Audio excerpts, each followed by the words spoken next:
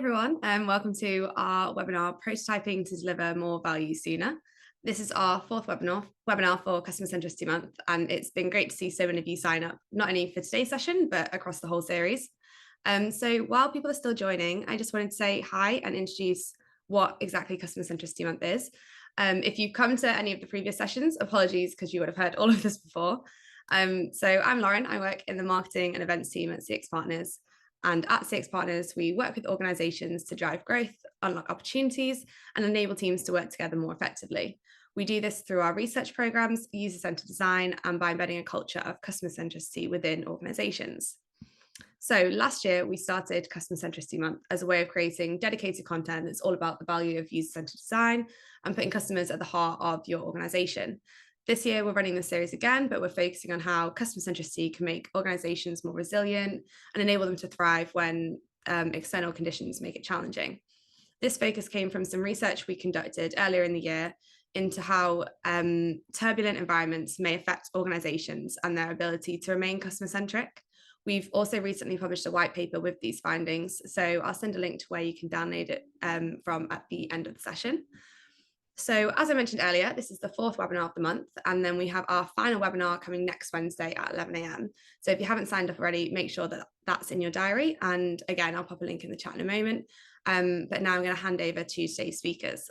So our principal UX consultant, Sam, is leading today's session, and Sam has 10 plus years of industry experience delivering work across a number of organizations and startups, including Google, Dyson, and SSE. And then we're also joined by our brilliant guest speaker, Chris, who is an advertising solutions architect at Google.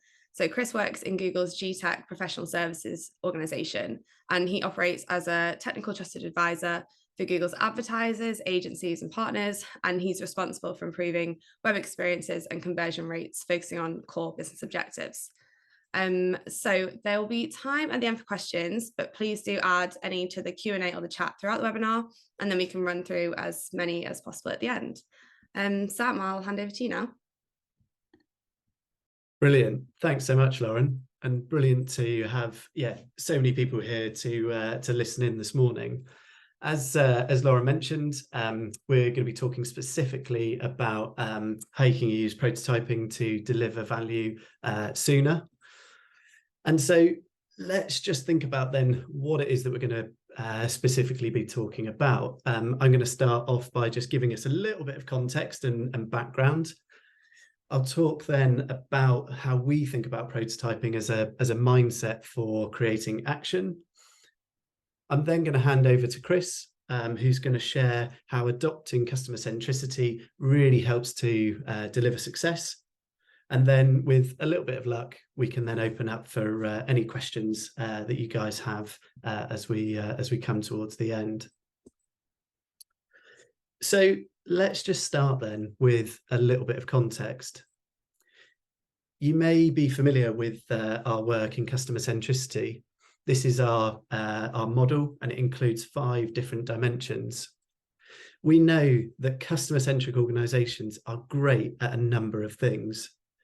They're well practiced at putting their customers first, meaning that they're able to adapt to shifts in the market and respond to evolving customer needs. They're able to break things down in order to prioritize their different initiatives, often through a culture of continuous experimentation and learning. And actually, they're able to make decisions informed by evidence gathered from user insight. And as Lauren touched on, right now, we just couldn't be finding ourselves in a more uncertain landscape with some really big challenges that we all need to overcome. And so it's so important for us to be able to find ways to deliver value sooner. And prototyping is just one of the ways in which you can do this. So when you think of a prototype, what's the first thing that comes to mind? Perhaps this is a good chance for you to pop something in the chat, actually, about what comes to mind when you're thinking of a prototype. We've found that typically prototypes can be thought of as things rather than a process in itself. And often the real value is in the process of creating the prototype. So let's just take a look at a couple of existing examples. There's digital clickable prototypes. These can often be used to help test out a new idea, to test out an end-to-end user journey, or really to help communicate an interaction concept to a wider project team. There's iterative physical prototypes that you may be thinking about, and these are typically used and can be found within industrial design and engineering to explore new ideas. This is actually a rather famous example. James Dyson created 5,127 prototypes in his pursuit of creating the first cyclone vacuum cleaner. And he believes that he wouldn't have been able to get there any other way.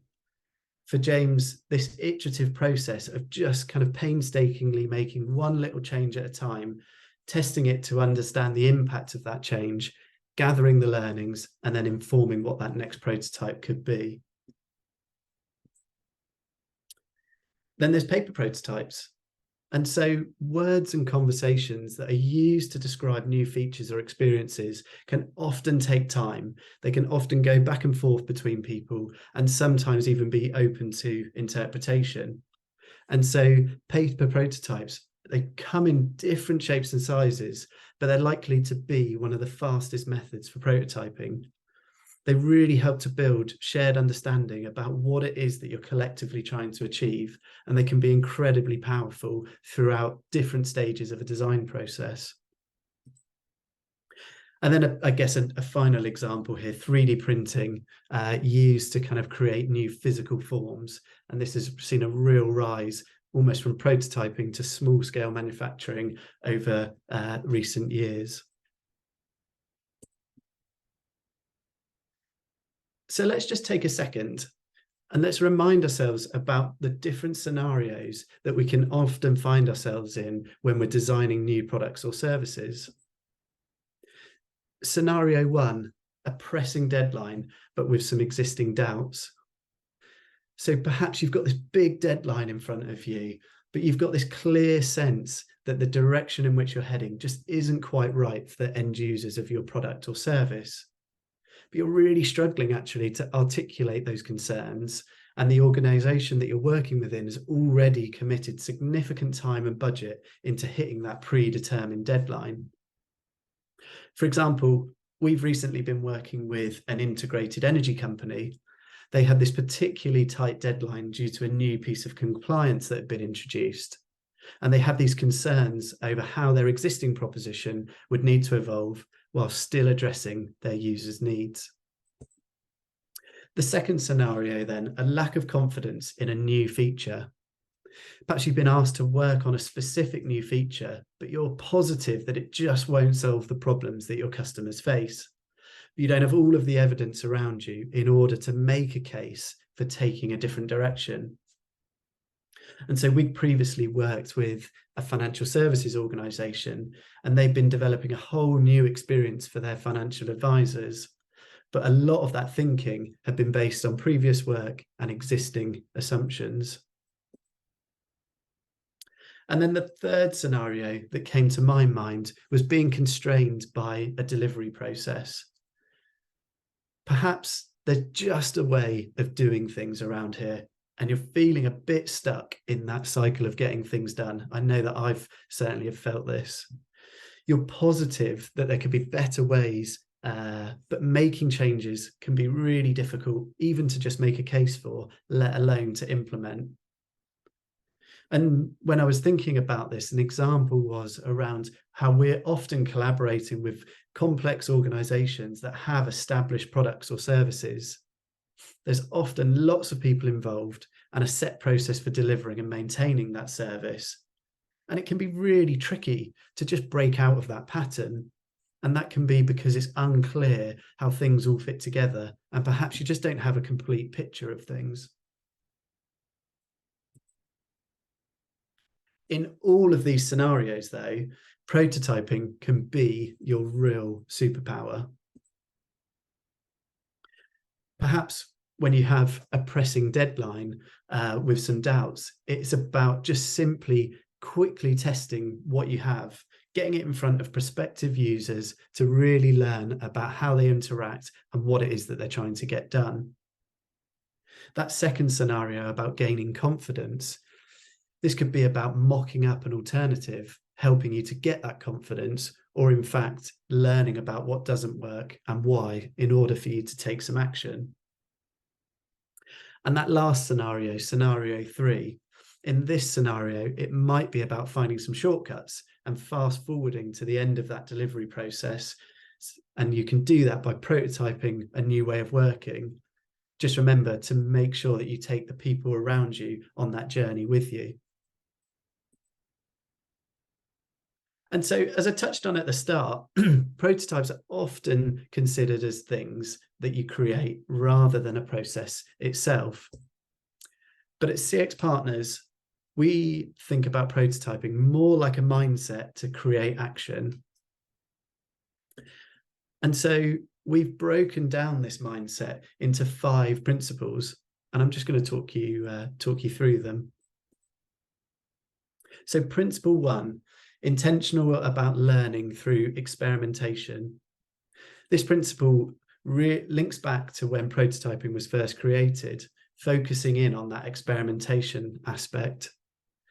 The phrase test and learn has been around now for some time, and leading customer-centric organizations that are focused on their customers will see running experiments as the norm. This principle really helps us to create a space that's all about learning and recognizing actually that failure is possible, but it's an important part of the process. And so an example that I was reminded of was when we partnered with the NHS Innovation Lab to help prototype how voice technology like Alexa and Siri could be used to make the NHS just that little bit easier to use, focusing specifically on people with accessibility needs. By forming a joint team, we started speaking with people from different backgrounds with varying accessibility and healthcare needs, things like sight loss and things like mobility challenges. And we were really intentional about finding out which tasks would work well with a voice assistant, and therefore got to testing them really quickly. So this was things like ordering repeat prescriptions, asking for advice on a particular symptom, and booking GP appointments. And rather than spending loads of time programming conversations with Alexa, we simply used a person, a screen, and then created a conversation script. The person was hidden behind the screen. They'd sit in and listen to the request being made, follow the script, and respond as a voice assistant would. And this enabled us to just really quickly get feedback on the wording and experiment with new conversation design to get it just right. But the point here was about being intentional, and that meant that we learned what it was that we needed to, but it actually also helped to tease out how to design these tasks really, really well. So for example, the example you can see on screen, conversations should allow people to use nicknames for their medicine, like my blue inhaler, because actually just recalling that medical name, Ventolin, can be quite tricky at times. Principle 2, involving people throughout and always. As a user-centered design consultancy, this is really in our DNA, and it's important to recognize the different types of users, what their needs are, and to make sure that you've got really great representation throughout any project. And so to give an example of this, it got me thinking about the concept of design sprints. I mean, design sprints, they've been around for a few years now, but continue to be really powerful ways for creating value and bringing our clients closer to their customers.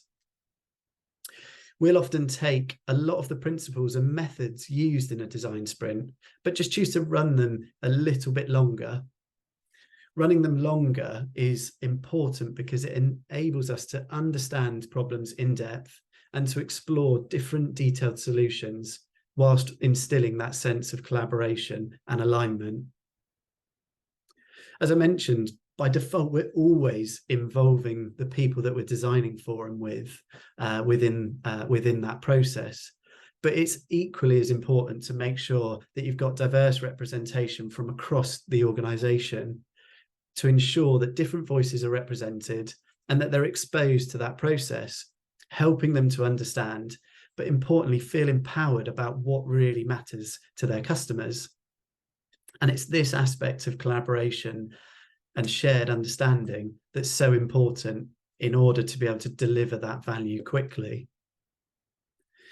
We've recently been partnering with a grocery doorstep delivery service.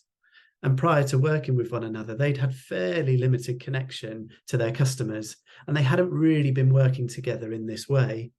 And so as we started to work with one another, you could really see the value of working in this way, as the group were being collectively activated by the insights that we were uncovering. And they were able to take this shared understanding of what their customers need and the expectations of that service. And that really inspired them to become more customer centric. Principle 3, reducing risk and increasing certainty. At its very core, having a prototyping mindset is about these two things. And carrying out user testing with prototypes really helps to provide you with that qualitative data to make evidence-based decisions. This principle really encourages us from the start to identify what are the biggest unknowns, what are the risks, and make sure that we've got a clear plan to address them. To share an example of this, we previously partnered with the Samaritans, helping to design their live chat experience. This project started out by mapping out all of the known and potential unknown risks to their service, and then carefully prioritizing things around that level of risk. One of the challenges that the Samaritans needed to overcome was the risk that that service could sadly be misused, whilst also making sure that the caller was getting that level of support that they needed.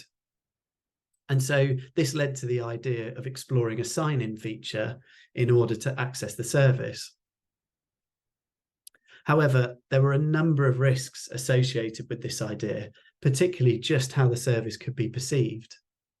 As one of the values for Samaritans is about, and I always get this wrong, anonymity. I got it.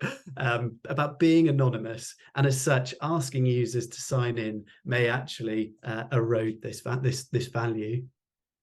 And so the project team set about prototyping this feature so that they could user test it. And the user testing immediately identified that asking users to sign in would be seen as a real blocker to using the service. And actually, we had a similar experience when working with another charity. The team were exploring ways for people to quickly communicate how they were feeling, and felt that emojis could be a really great way of doing this. In fact, when we prototyped it, it had the opposite effect. Emojis were really open to interpretation by the volunteers who were responding to that service, causing further confusion. And so in both of these examples, this principle actually goes beyond reducing risk, but also reducing harm. Principle 4, proving and disproving. It's really important in all of our work to ensure that we approach things with an open mind, specifically thinking about things as tests rather than as things to validate. If we're thinking about validating prototypes, we run the risk of our biases starting to creep in and swaying what it is that we're listening out for. To give an example, when we were working alongside the Co-op Bank to improve their customer experience, one of the biggest beliefs was that reviews and testimonials would help to reassure prospective customers by building trust and credibility when they hear from their existing customers. By being really open to proving or disproving this new feature, what we came to learn that it actually led to further suspicion.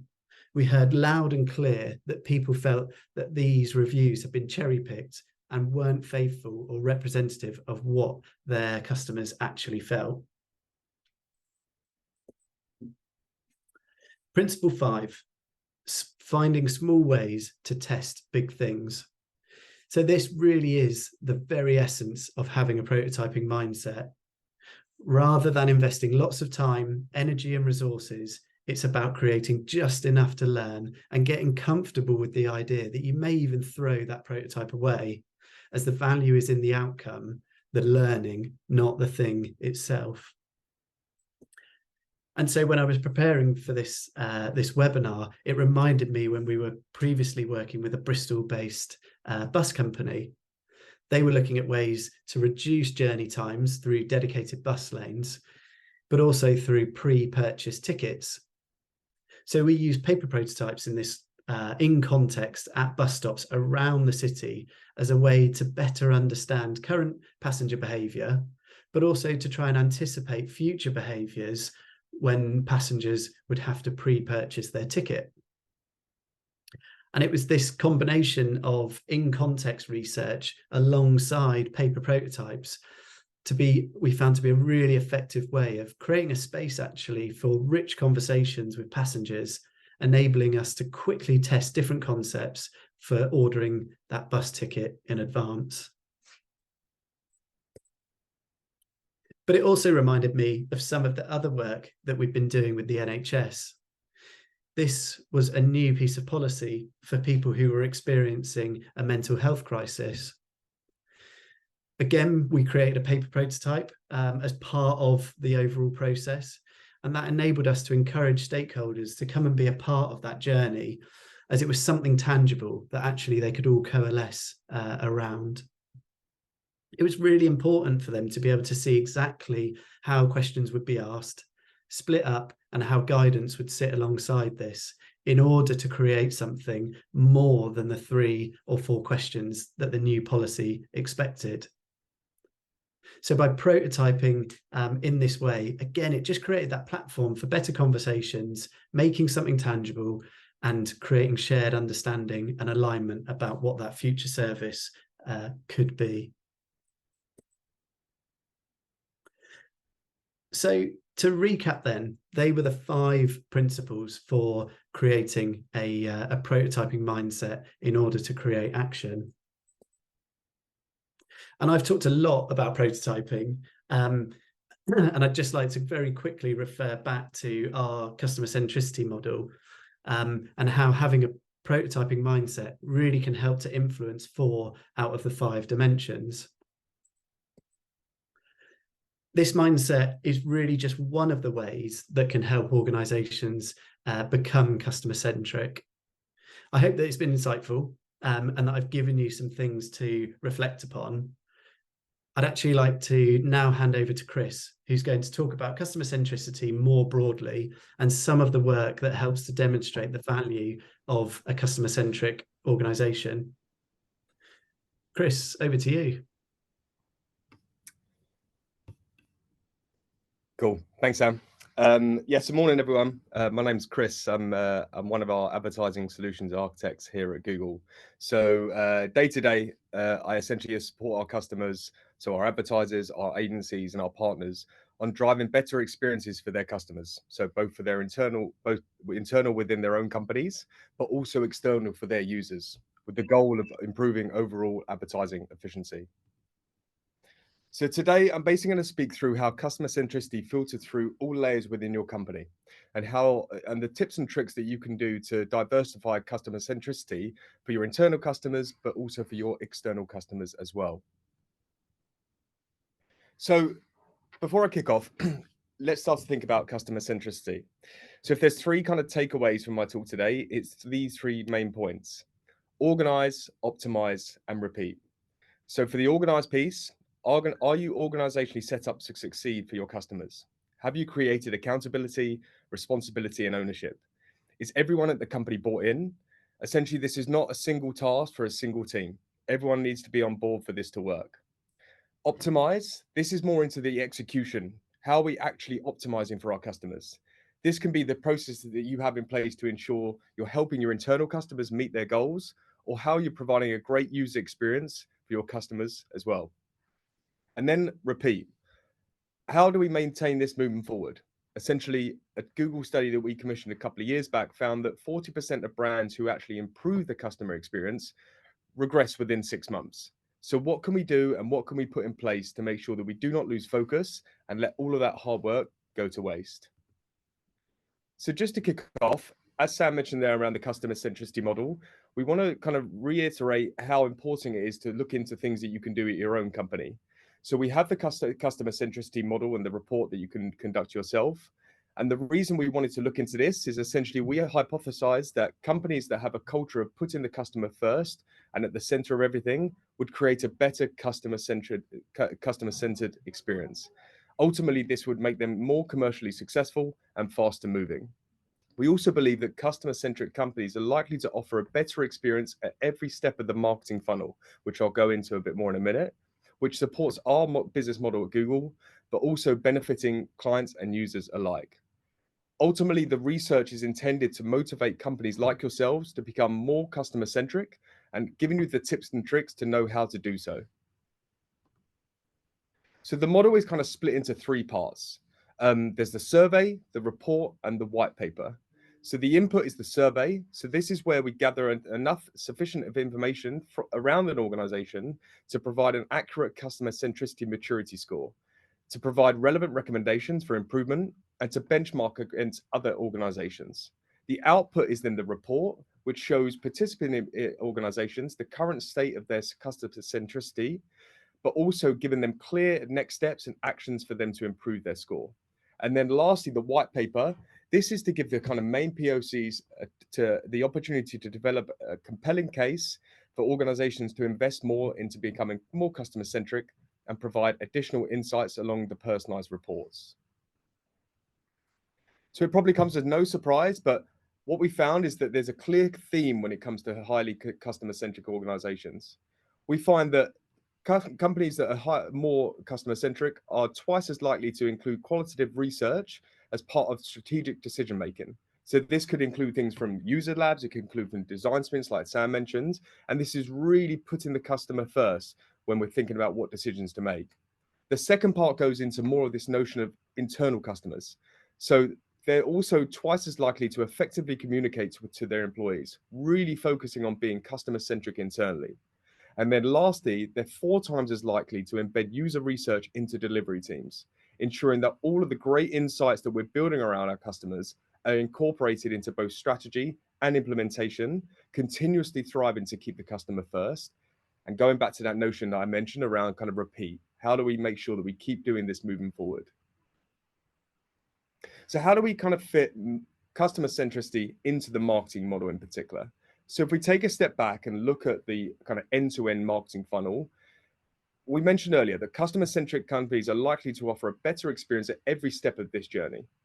So this could start at the beginning around providing and serving a relevant helpful advertisement that a user is interested in and wanting to learn more, right through to providing a seamless, frictionless customer experience that helps the user find what they're looking for in a fast, intuitive way, ultimately leading to more conversions, better ROI for your advertising, and higher revenue. And this is where customer experience in particular ties into advertising activity through conversion rate optimization. We want to continuously optimize for our customers and meet their behaviors and their demands, ensuring that any potential customer with a high level of intent coming through into a website is met with an experience that meets their expectations. However, what we often see is that companies who invest heavily in putting the customer first when serving a great, relevant, helpful ad do not put enough focus and energy into the actual experience that they're driving that customer to. Now, not only this potentially give the opportunity for one of your competitors to get an edge on you, an advantage, but essentially you're also going to be testing the patience of your potential customer. If you're not providing a great experience that enables them to carry out what they're looking to do, so browsing, searching, or even purchasing, ultimately this could lead to a potential lost revenue opportunity. So I've mentioned a few times around the importance of being customer-centric, both for your internal and your external customers. And here at Google, it's exactly the same. When we provide support around conversion rate optimization, not only are we supporting our advertisers, our agencies, and our partners, we're also helping our internal teams to be successful too. That being said, it's important to speak their language, help meet their business goals, and understand why this is important for their success. An improved customer experience drives better conversion rate, which leads to revenue growth, helping meet customer marketing objectives and ultimately leading to happy customers. But it's also part of our DNA. We want to ensure that we're doing the right thing for the user and the customer at every step of the journey. Now, how can we start to think of this notion around being more internally customer centric? So being more customer centric within your own organization. Now, one good step to do this is to essentially think about a framework, think about a process that you can put in place that is breaking down silos, understanding how we're measuring success and how we're constantly thriving to keep the customer first. So a first good step is to kind of create a shared vision. Now, think about this at your own organization. How many times potentially have these conversations happened where two teams in particular are thinking they're doing the right thing for the customer, but creating a conflict of interest? So, for example, the design team saying that we have a kind of new promo video that we absolutely need to serve on the homepage. Maybe they have research or they have some analytics understanding that it will drive, better engagement.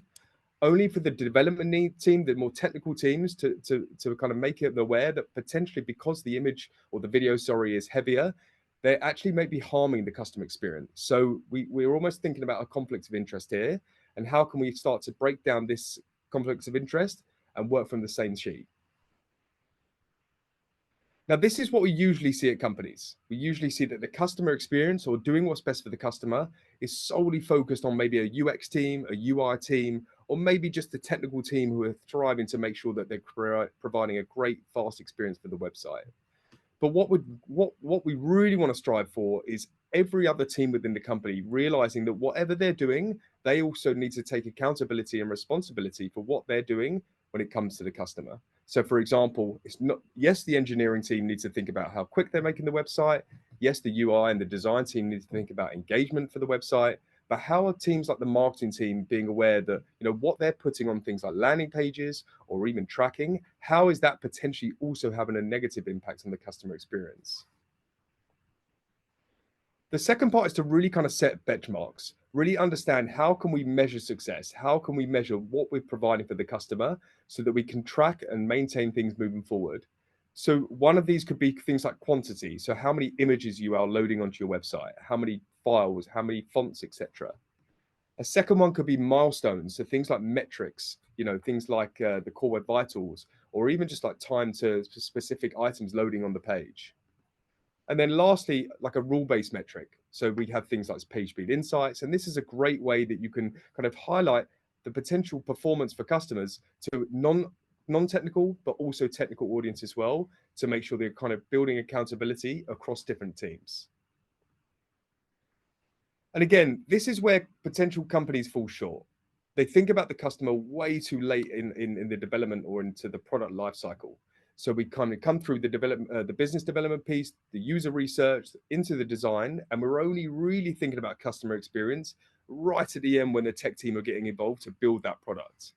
And what we really want to be doing here is thinking about the customers from the off, thinking about that kind of user research, the qualitative data, think about the experience that we're providing for them, and think about how we're making sure that we're maintaining things moving forward. And by creating these benchmarks and thinking about how we're going to enforce them, it gives three options potentially when you're going to look to build something new onto your website. So if we're running with this kind of idea of a conflict of interest at the beginning between engagement, but also what could harm the customer experience, do we need to kind of then optimize existing features to allow that new feature to come on board? Or maybe to be slightly more aggressive and actually remove existing features that aren't being used or aren't actually providing anything for the customer? Or it might be in case that a potential new feature that we think is going to be great for the customer is actually too harmful for the customer experience, potentially by making the website slower and clunky. And lastly, this goes back to that notion I mentioned earlier about repeat. Probably arguably the most important of any process is to keep on processing. So how are we making sure that all the teams are accountable and responsible? So by checking in often how that customer experience is actually delivering and performing as well. So things like dashboards and helping are a great way to kind of make sure that people are accountable, tracking metrics, tracking scores to make sure that we're constantly, thriving to keep the customer first and not letting things slip if there's other focus areas that we need to work on.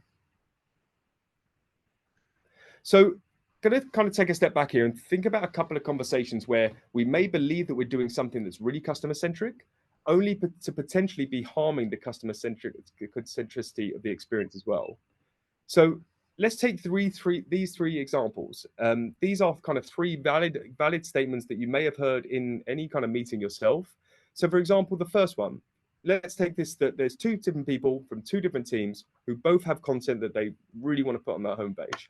So instead of kind of prioritizing one, we add them both onto that homepage, even, you know, within a carousel, or maybe just loading it below the fold, so that we're ensured that we're kind of both teams are happy and we're potentially doing what's best for the customer. Or secondly, you know, we understand that we want to know more about our customers, maybe to provide like a personalized experience and really kind of meet them there. So we kind of flood the page with things like tags or maybe additional JavaScript files, so we can really build strong data around our customers and their behaviors as well. Or lastly, maybe your marketing team tells you that, you know, they have some great high quality images, and based on research, they believe that that's going to drive better engagement and provide a better customer experience. So you add all these kind of high resolution images all above the fold onto your website to drive that engagement up.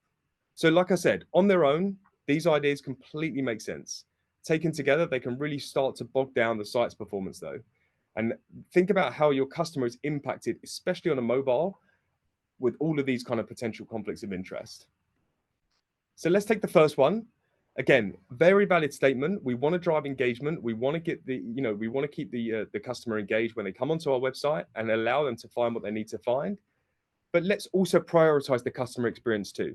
So we're presenting great content for the customer, but let's also present a great experience for the customer. And there's technical tips and tricks, like things like lazy loading, so only loading what needs to be loaded at a specific time.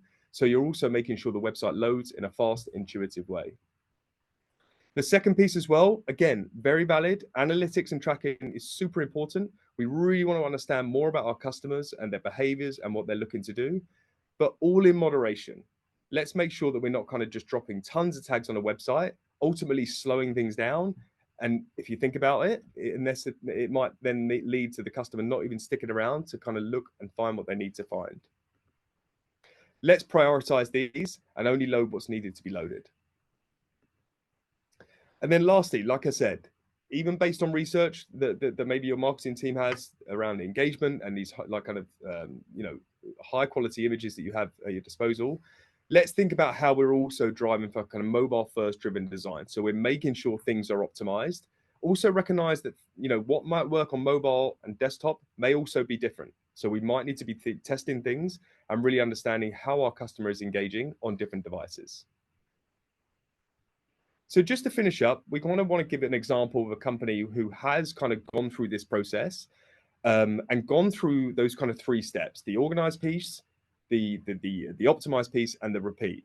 So we have a case study on Think with Google where TUI in the Nordics were essentially looking to rebuild their website and really keeping the customer front and foremost while doing so.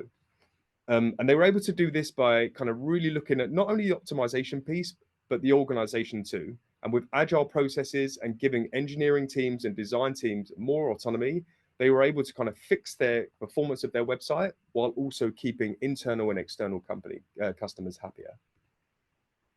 So how did they do it? Like I said, the optimized piece, so looking more into the technical piece, yes, they looked into optimizing their images, their fonts, their scripts, and all the tags that they were loading on their website. But really what I want to hammer home here is this organized piece that they looked into too. So they were able to kind of get buy-in from the management right up to the C-suite. They were able to kind of break down silos, establish cross-functional teams, and really welcome this test and learn mindset. The management were able to, like I said, give technical teams, design teams, and product teams more kind of forward-thinking approach and be more adaptable when it comes to a test and learn mindset. Engineers were given more autonomy. They were able to carve out time to look into optimization. And in particular, like I mentioned earlier, for even our internal teams, they started to kind of discuss technical terms in a way that non-technical teams would understand. So using metrics like time to market or defect rate, that's really important for marketing teams to understand what is the impact that they're doing on the website and what impact could that be having negatively for the customer experience. And this is a really great quote from the case study in particular, which I really want to kind of, focus on this first sentence. The company were thinking they were already being very customer centric. And that's what we see often, that the optimized piece a lot of companies are doing, but it's the organized piece in particular that really needs to be focused on to make sure you're organizing and optimizing for the customer. So like I mentioned, they broke down silos, so they really focus on the organized piece, gave everyone more autonomy to work together, create accountability and responsibility. They went into the optimized piece and making sure that they were focusing on things like images and all of the kind of the parts of the website that usually slow things down. And lastly, more importantly as well, repeat, making sure that because they broke down silos, they were working cross-functionally, tracking performance, really understanding how things were working, and keeping on the ball so things didn't slip down the line. So thank you very much. And with that, I'll pass back to Sam and Lauren for questions. Oh, Brill. That was great. Thank you both so much. So there was some really, really great content in there. I guess we can jump straight into questions then. So as we mentioned earlier, if you do have any questions, please do add them to the chat or the Q&A at the bottom of your screen now. And yeah, I guess we'll jump straight into it. So the first question we've had, I think I'll maybe pass to you first, Sam, but Chris, please do feel free to add anything in. It's what prototyping tools do you think are the most powerful and useful in terms of delivering meaningful prototypes? Oh, it's a really great question. Gosh, and there are just so many tools out there, right? And so trying to figure out what is the right tool at times can often be a bit of a minefield. I think I probably would answer that with another question and try and kind of set out, well, what is it that you're trying to achieve? What is it? What's the outcome that you're trying to get to? What is it specifically that you need to learn? I think I could say you could use Figma. You could sketch out things. You could build some form of mock-up. But actually, I think I would take it back to, well, what is it that you're specifically trying to learn? And how could you approach that with a kind of a just enough mentality, perhaps kind of using existing things that you've got around you in order to create the prototype that you need. I hope that answers your question, or perhaps provokes a further thought. But yeah, Chris, don't know if there's anything that you would you build on that at all. Yeah, absolutely. And yeah, thank you for the question. That's fantastic. I think yeah, look, for me, I think we focus heavily on tools. We focus heavily on what tools we have at our disposal to learn more about our customers and like you mentioned, kind of deliver meaningful prototypes. For me, in particular, it's how do we approach using those tools? So let's take an example of the design sprint. It's not necessarily obviously it's important about how we design sprint, how we're going to conduct things. But arguably, what's also just as important, who's going to be in that design sprint. And what we see often a lot is that a design sprint is used within maybe just a UX team, which is fantastic. But how can we also use it as a lever for teams like marketing or products, of people who aren't in these these meetings a lot, to really kind of open up their eyes to, qualitative data and what the user is doing. So, for example, if we have a design sprint that's going to look to build a potential new product on the website that the marketing team are ultimately driving traffic to, they really should be involved in that. They really should be involved because, yes, they're not designers themselves, but they also know a lot about the customer, and they also know a lot about the customer's needs too. So for me, it's not necessarily just the tool and what's going to deliver the best output. It's how we're actually utilizing it and who is involved in that process. And for me, like I said, going back to my example there, like breaking down silos, making sure that you have other teams who aren't necessarily, in these conversations, they're going to bring some added value, but also it will allow them to be, create that accountability and responsibility that I mentioned, so that everyone's on board. What we don't want to do is whatever tool we're using is create strong prototypes only for other teams to not be aware about it, or maybe to not even have their input. We want to be confident that as an organization, we're bringing it all together and really kind of tackling those challenges from the off. Thank you. I guess we can jump straight into the next one, actually following that. So we've got one here that says, sometimes when you make a beautiful prototype, the software developers don't make it quite the same way. How can we ensure the design elements and navigation structures are adhered to by dev? Yeah, that again, very good question. I'm gonna sit slightly on the fence as well. Like again, this seems more like an organizational a way of overcoming things as well. And for me, it's just very much bringing everyone together as early as possible. Like I mentioned that slide there where we're thinking about the customer experience or maybe the visual experience way too end to way too way too way too late. Sorry, way too late in the process. So if we're thinking there about a beautiful prototype, is it a case that we need to discuss with the developers a lot more earlier to understand, is that feasible when we're actually building a specific product? So for me, it's not necessarily a technical challenge. This is more of an organizational challenge. And like I mentioned about kind of creating those cross-functional teams and breaking down silos, this allow you to hopefully have those discussions a lot more earlier in the prototype process, rather than, like you mentioned, build a great prototype almost to be all signed off, ready to go, to be handed over to a dev team to build. But potentially that's too late to have a discussion of like, is this actually feasible? Yeah, nice. Sam, is there anything else you wanted to add to that one? I think I would just echo all of that, actually. I think it's about, building really great relationships between those two teams, so that designers got a really good and clear understanding of development, but also development has a really good understanding of design. But you're all kind of joined together around what is important to the customer. Like, why is it important that the prototype's really beautiful? Why is it important that you deliver a really beautiful experience to your customers? And if you can kind of all align and get on the same page around that, and as Chris was saying, get involved with everybody as soon as possible, there may be ways of finding that and making that a little bit easier. This is another a good example, going back to the kind of example of a design sprint. This is a great example where maybe a software developer should be involved in the design sprint, because yes, they're not actually designing, but they're going to be able to give their input about a specific feature or a specific product. Having that person in there to give that insight rather than have it all signed off, and that's the first time they see it, so to speak. But also, I think what's important for me, and I kind of presented in that slide, is this idea of like a conflict of interest. Everyone wants to do what's best for the customer. Everyone wants to make sure that their task is creating a great customer experience that's going to give them something helpful, that looks great, that loads fast as well. So, potential conflicts of interest there is a design is saying it's great, it's engaging, it looks really cool and slick, only for a developer to say it's not feasible or it's going to slow things down, and that's creating a bad user experience or customer experience. And that, for me, like I said, is where conversations done early within that planning process can start to understand, where is the middle ground? Where is something that is still great? It looks fantastic, it's engaging, but also it's feasible and it's performance as well for the customer.